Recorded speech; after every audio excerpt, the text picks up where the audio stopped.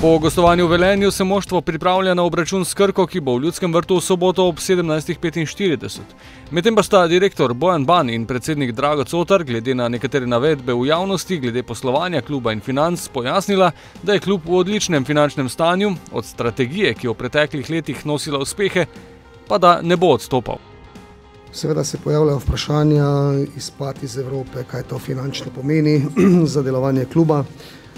Dejstvo je to, da smo mi na ta scenarij bili že pripravljeni od samega začetka, torej jasno je, da v športu ni nobene garancije, čeprav mogoče čas zdaj ni najprimernejši, smo pač v eni fazi, v kakršni smo, ampak kar je normalno v športu. Nogometni klub Maribor nima niti evra dolga do bilo katerega torej dobavitelja, niti evra kredita in dovolj denarja na transakcijskem računu za nemoteno poslovanje, kar lep čas. Mi smo tukaj, da zagotavljamo stabilnost. Torej, stabilnost kluba je tisto, kar je največ. Pustimo rezultate, rezultati pridejo in grejo.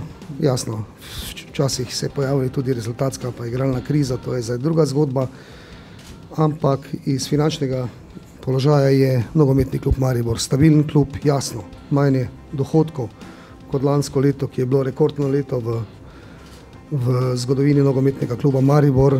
Nam je tudi vsem jasno, da se to ne more ponavljati vsako leto in mi smo na te situacije pripravljeni.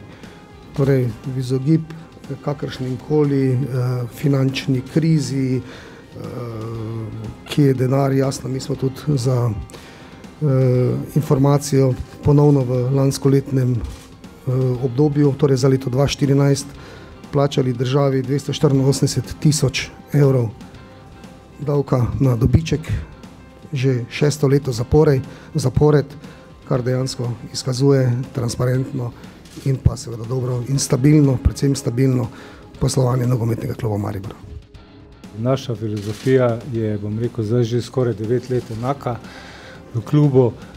Ne delamo nekih radikalnih rezov, ne menjujemo trenerjev po 2 tekmah, ne menjujemo 3/4 moštva prvega po 2, bom rekel, slabih tekmah, ampak se pač trudimo, da to, kar smo do zdaj počeli, še tudi nadaljujemo. To, da smo izbrali pravo pot, dokazujejo, bom rekel, rezultati, ki smo jih dosegali v preteklih letih.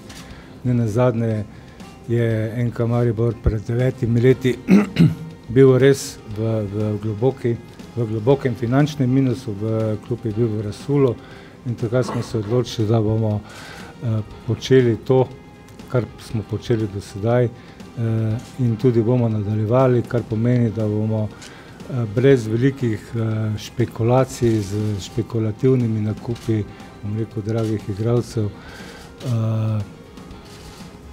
poskušali, upali, da bomo dosegli kakršenkoli rezultat. Naše poslanstvo je, da klub deluje tako, kot je deloval do sedaj in trdno smo prepričani, da bo z trdim delom, z disciplino, mogoče z nekaterimi spremembami v tekmovalnem delu. Jaz se ne spuščam v strategijo, bom rekel, trenerjev in športnega direktorja, da bomo tudi uspešni, tako kot smo že bili.